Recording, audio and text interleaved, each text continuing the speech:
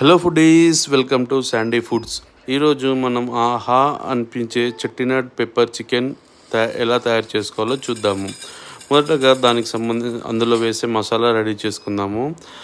కొన్ని ధనియాలు, సోంపు, అందులోనే మిరియాలు, జీలకర్ర వేసేసుకొని కొద్దిగా జీలకర్ర వేసేసుకొని ఎండు కొబ్బరి ముక్కలు కూడా వేసేసుకొని హీట్ చేసేసుకుందాము. దోరగా వేయించుకొని అది గ్రైండ్ చేసేసుకొని మసాలా చేసేసుకొని పక్కకు పెట్టేసుకుందాం.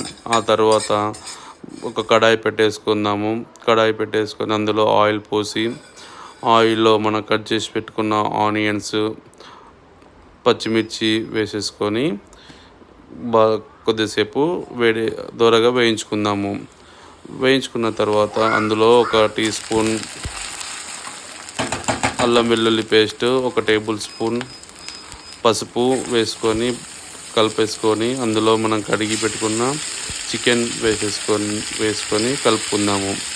ఆ తర్వాత హై ఫ్లేమ్ మీద చేసుకోవాలి ఫ్రెండ్స్. ఇందులో ఒక 4 టేబుల్ స్పూన్ సాల్ట్ కూడా వేసేసుకొని మళ్ళీ కలుపుకున్న తర్వాత అందులో మనం కట్ చేసి పెట్టుకున్న ఒక 4 టమాటోస్ వేసేసుకుందాము. 4 టమాటోస్ వేసేసుకొని మంచిగా బాయిల్ చేసుకుందాము. ఒక 10 to 15 మినిట్స్ సిమ్ మీద బాయిల్ చేసుకున్న తర్వాత ఇలా వాటర్ అంతా ఊరుతుంది. అందులో ఒక చిన్న గ్లాసెడ్ వాటర్ పోసేసుకొని బాయిల్ చేసుకోవాలి. ఆ తర్వాత అందులో మనం తయారు చేసి పెట్టుకున్న మసాలా వేసేసుకొని ఒక 10 to 15 మినిట్స్ సిమ్ మీద బాయిల్ చేసేసుకుంటే ఆహా అనిపించే చెట్టినట్ పెప్పర్ చికెన్ రెడీ అయిపోతుంది.